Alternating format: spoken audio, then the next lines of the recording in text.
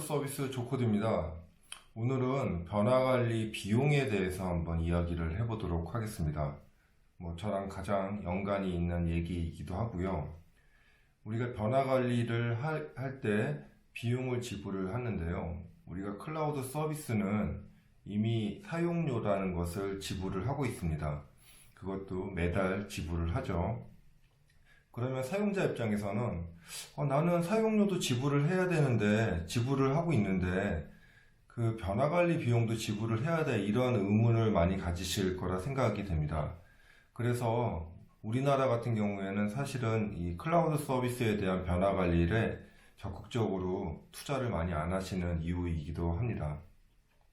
그런데 이렇게 한번 생각을 해보죠.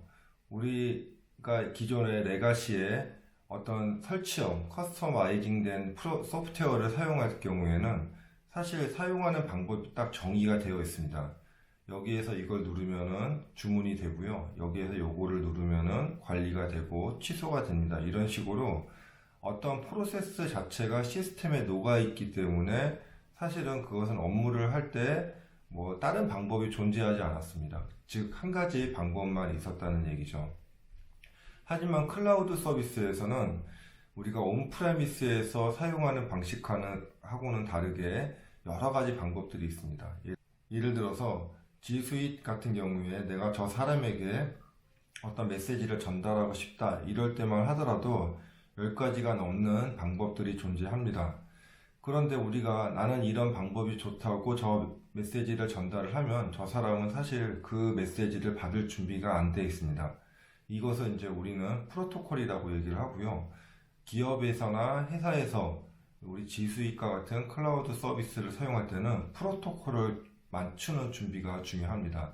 또한 프로토콜을 맞추는 단계뿐만 아니고 모든 사람이 동일한 프로토콜을 갖게 하는 것도 중요하겠죠.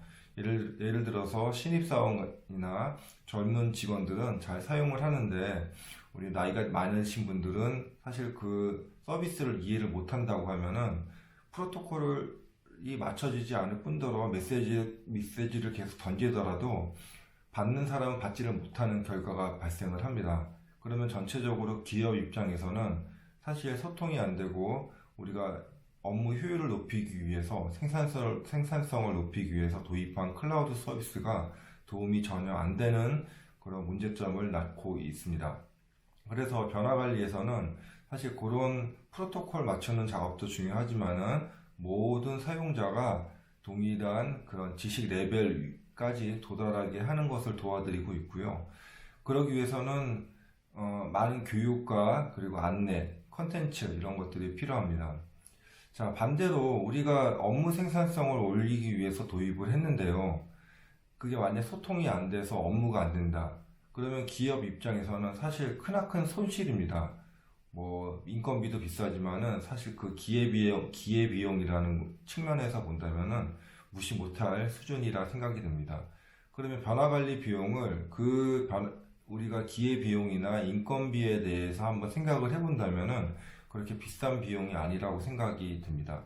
그래서 우리가 클라우드 서비스와 같이 프로토콜을 맞춰야 되는 이런 서비스들은 사실 변화관리를 해야 되고요. 우리가 서비스료, 지수익과 같은 경우에는 광고를 할 때 한 달에 1인당 커피 한 잔 값이면 사용할 수 있다, 이런 식으로 좀 값싼 측면만 강조를 해서 얘기를 많이 하는데요. 사실 그 뒤에 우리가 변화관리를 하지 않으면 아무런 소용이 없기 때문에 변화관리 비용에도 우리 투자하는 거에 대해서 아끼면은 사실 잘 사용 못한다는 거 명심하셔야 될 것 같습니다. 자, 오늘은 제가 변화관리를 하고 있어서 그렇게 말씀드리는 건 아니고요. 변화관리가 중요하기 때문에 다시 한번 강조드리는 입장에서 설명을 드려봤습니다. 자, 오늘은 여기까지입니다.